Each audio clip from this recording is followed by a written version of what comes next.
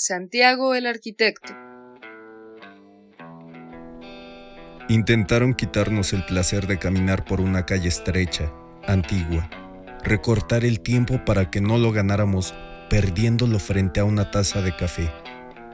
Alumbrar la sombra que en puentes y parques es cómplice del amor furtivo. Pero no pudieron quitarnos la energía, la juventud que nos obliga a gritar desde lo más hondo cuando por Madero llegamos a lo que un día fue y para nosotros sigue siendo Plaza Mayor de México. Como los pintos de Juan Álvarez, los zapatistas, los estudiantes en 1968, las gigantescas marchas de los 19 de septiembre, llegamos a la que fuera Plaza de las Promesas, sede del gran patriarca, ombligo de la nación. ¿Cuándo cambiaron las cosas? ¿En qué momento nos obligaron a crecer con una rapidez inaudita, sin darnos tiempo a asimilar cada una de las mutaciones? Cuando dejaron de fabricar tinta para pluma fuente, supe que el desastre iba en serio. La tarde en que la empleada de aquella papelería, perdida en un rincón de la ciudad, me dijo mirándome temerosamente a los ojos: ya nadie usa esas plumas. Supe que el enemigo daba otro paso. Recuerdo muy bien esa tarde, porque al día siguiente me fui a París a estudiar una maestría en urbanismo. Allá me enteré de dos noticias casi de manera simultánea. La primera, que el gobierno mexicano decretaba la suspensión de las carreras humanísticas. La nueva ley de educación especificaba que carreras como arquitectura serían impartidas en institutos tecnológicos donde los alumnos estarían internados. El reglamento casi militar de la nueva ley prohibía el decreto de asamblea, los sindicatos, la libre elección de un tema de tesis o de un posgrado. La segunda noticia reportaba el robo de la obra completa de José María Velasco. La totalidad de los lienzos del pintor había desaparecido de museos, galerías y colecciones particulares.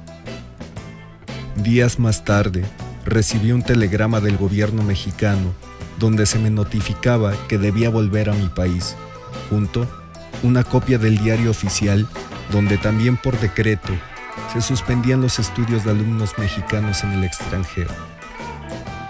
En la carta me comunicaban también que en consideración a mis brillantes méritos profesionales, el gobierno me honraba haciéndome colaborar en un proyecto para remodelar el centro de la Ciudad de México. Decidí regresar para ver la locura que se pretendía hacer con mi ciudad, no para formar parte del proyecto absurdo. Pero al llegar al aeropuerto de México, comprendí que no había opción.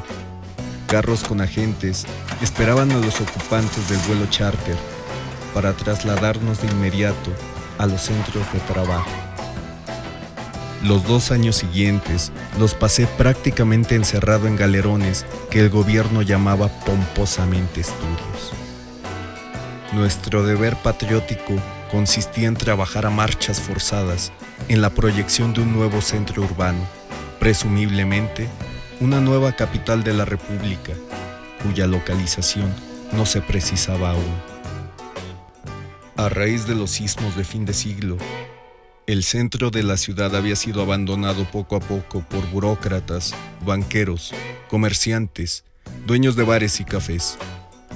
Solo curas y mendigos permanecieron como fieles guardianes de sus espacios. Pero ocurrió algo que nadie había previsto. A los jóvenes habían dejado de asustarnos los temblores.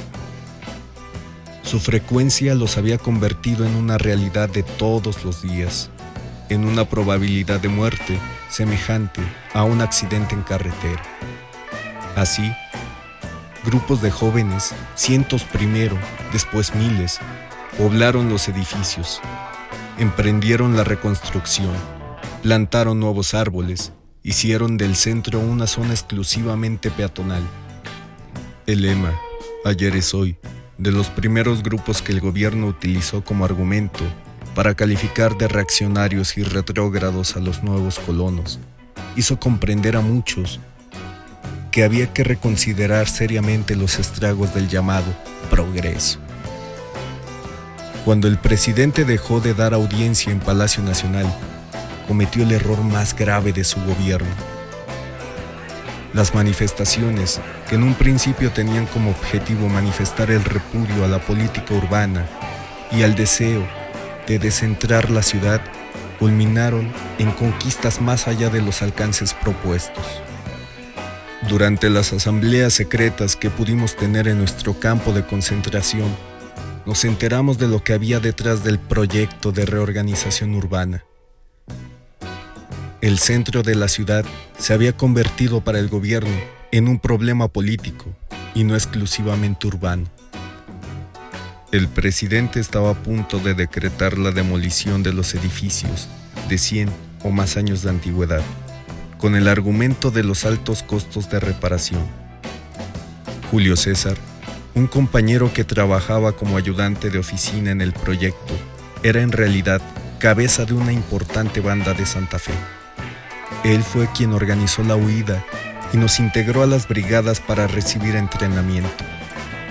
Después de la racia y la destrucción de la Romita, supimos que había un solo camino. Lo que antes habíamos tratado de defender en el respirador o en la discusión académica, ahora teníamos que hacerlo con las armas en la mano. Liliana de Guadalajara. Igual que nosotros, no llega a los 30 años. Como nosotros, tiene miedo. Pero el suyo nació en el instante del rapto, y no como el nuestro, que ha ido prosperando y al mismo tiempo aclimatándose, conforme nos enteramos de cada nuevo movimiento del enemigo. Nuestro miedo comenzó cuando decidimos secuestrar al hijo del presidente. Este muchacho que ahora tengo frente a mí, con una venda en los ojos, sentado en una silla asignada a su padre en este palacio que no tiene ya nada de nacional. Desde el principio decidimos que no debía permanecer en un solo edificio, para que los helicópteros del gobierno no se atrevan a bombardear ni uno solo de ellos. Sin embargo, ocupados como ahora se encuentran todos mis compañeros en atrincherar los accesos a la Plaza Mayor, me siento casi ridícula, haciendo una guardia inútil. La tarde que tomamos el Zócalo, mi brigada fue de las pocas en no ser invadidas por la euforia. Ocupábamos un espacio importante para nosotros, pero no para la vida del país. Se lo repetí a Santiago, nuestra conquista era sentimental, pero no práctica. Por supuesto se enojó y me dijo que era una estropeadora de ideales, una escéptica, una pesimista. No quise recordarle el empeño que pusimos en rescatar los murales de Orozco ante el decreto que ordenaba la demolición del Hospicio Cabañas. Tras el sorpresivo ataque contra el Panteón Belén, destruido a pesar del sacrificio de las bandas unidas del sector Hidalgo, gracias a nuestras relaciones con los restauradores de los frescos de Bonampak, nuestro comando pudo trasladar las pinturas del hospicio al refugio que Isis Aceves preservaba en San Francisco del Rincón. En el enorme subterráneo, bajo el casco de la antigua hacienda, colocamos las pinturas en la misma sala donde estaban los Velasco, que habíamos rescatado años atrás. Parece mentira que esos cielos tan vastos, tan frescos, tan lozanos, hayan sido los mismos que este, eternamente amarillo y ahora totalmente irrespirable por los incendios debido a los combates que se libran desde la madrugada en el frente norte. A pesar del tableteo de las ametralladoras y el estallido de las bombas, por el radio escucho que acaba de caer el Museo de San Carlos. El edificio mejor fortificado del frente norte ha sido totalmente destruido por fuego de artillería. No hay sobrevivientes. Mis instrucciones son disparar contra el hijo del presidente si las fuerzas del gobierno alcanzan a llegar hasta aquí. Qué absurdo creer que a estas alturas alguien pueda creer en el sí condicional. Julio César lo dijo bien, para terminar la discusión entre Santiago y yo. ¿Para qué nos hacemos? Vinimos a que nos lleve la chingada. A la ciudad se la van a cargar, pero a nosotros con ella. Por el aire flota una lluvia de ceniza que no se deshace ni por las primeras gotas de la lluvia verdadera.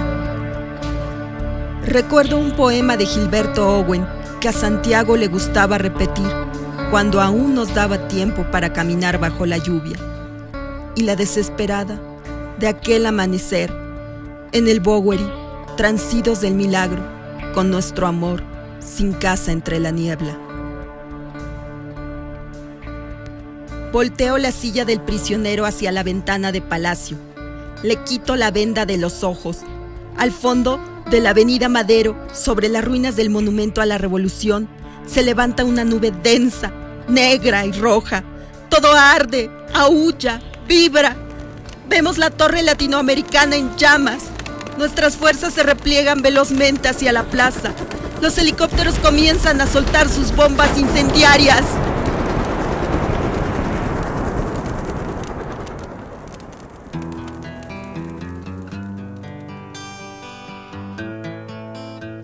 Esta fue una producción especial de www.blindajecultural.com.mx Arte, Verdad y Compromiso. Voz del Camello Informativo, Katiana Gómez Baray. Titular del noticiario, Nelly Herrera San Martín. Alejandra de la Brigada Keiko. Olga Arellano Flores. Julio César de la Romita. Eric Castillo Cadena. Santiago el Arquitecto. Fermín Salas.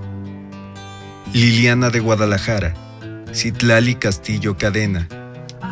Grabación, edición y postproducción, Eutimio Castillo Timoteo. Este programa especial fue una adaptación de la obra literaria Con nuestro amor sin casa entre la niebla, de Vicente Quirarte.